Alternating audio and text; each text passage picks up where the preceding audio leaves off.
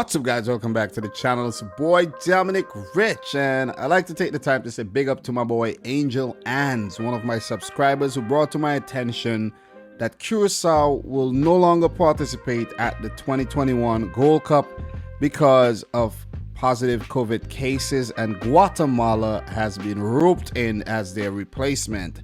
As you could see right here on the screen, you could see the news article on ESPN.com. We're going to check that out. And I'm going to also give you updates on my Group A predictions, because Group A was Curacao, Mexico, El Salvador, and Trinidad and Tobago. But now, as we know, of course, there will be no Curacao. So the news article reads, Curacao was dropped from the CONCACAF Gold Cup on Friday because of positive COVID tests and replaced by Guatemala. Ranked 76, Curacao was to open Group A on Saturday against El Salvador in Frisco, Texas, then play Mexico on Wednesday in Dallas and Trinidad and Tobago on July 18th at Frisco. Ahead of the start of the Gold Cup group stage, all competing national teams went through several rounds of testing, and unfortunately, the Curacao delegation returned a significant number of positive results across their staff and players in the last round of testing, CONCACAF said in a statement. Although several Curacao players returned a negative test result, local state guidelines require several of them to isolate due to being close contacts of those who tested positive. In light of these circumstances, CONCACAF and the Curacao Football Federation have mutually agreed that Curacao will not participate in the Gold Cup. Guatemala, ranked 127, lost a second-round qualifier to Guadeloupe 9-10 on penalty kicks following a 1-1 draw on Tuesday. CONCACAF said Guatemala was the next highest-ranked team available from qualifying, where Guatemala defeated Guyana 4-0 in the first round. CONCACAF and the Curacao Football Federation have made every effort to find a solution that would enable Curacao to compete. However, the health and safety of the Curacao players and staff and all participants in the tournament must be prioritized, CONCACAF said.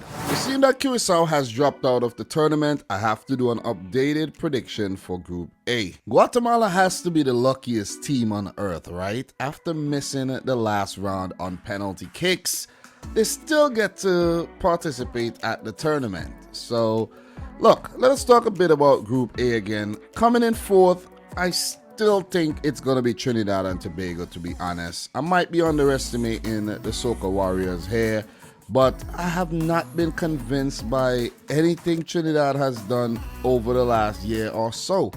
They have not been good. They have been dropping points to minnows, and they themselves look like a minnow these days. So, look, I'm still going for them to come in fourth. I think Guatemala are going to give them a run for their money and probably pick up a draw or win against Trinidad and Tobago, who needed penalties to get past French Guyana in the preliminaries. Like, yeah, seriously.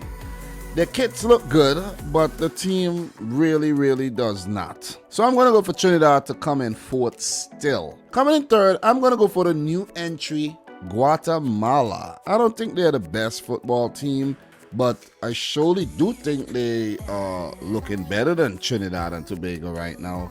So I'm going to go for them to come in third. They would be surely looking forward to their contest against fellow Central American nation El Salvador. Coming in second in the group, and a team that would surely benefit from the absence of Curacao, I'll say El Salvador. So big up to all my El Salvadorian fans. I saw some of you guys said I'm always harsh on El Salvador. Well, here you go. I'm not predicting Trinidad nor Guatemala to place higher than you. So I'm going to go for El Salvador to come in second and move into the quarterfinals. I do think El Salvador is a decent unit under Hugo Perez, and they looked good during the World Cup qualifiers, even though I think they did luck out with getting St. Kitts and Nevis, and they are now in the last 8, and they would have to prepare themselves really well if they are to challenge amongst the best in CONCACAF. But I do think with Curacao out, they would benefit. Or maybe, who knows, the El Salvador team probably would have done well even with Curacao at the tournament. Let's give them the benefit of the doubt. And coming in first in the group is, of course, Tata Martino's Mexico, who did take a pretty reasonably strong squad I think the squad is strong enough to actually go on to win the whole thing.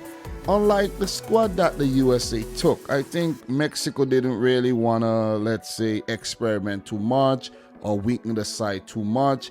And the fact that they recently lost the Nations League final to the USA, they don't want to make the same mistake again. And that team in the Nations League, that was an A team for Mexico. This one is a A-B team. That's how I like to put it. But I think the Mexican squad is strong enough to top this group and probably go on to win the whole thing. But there's a few sides that would have something to say about that. But guys, this is my updated Group A prediction. Let me know yours in the comment section down below. It's crazy that I had to do this again, but it is what it is, man. You know, things happen, and I feel for the Curacao team and their fans. But congratulations to Guatemala. They have an opportunity to go and do their thing. So guys, I'm your boy Dominic Rich. Subscribe to the channel if you're new. Like the video if you like it.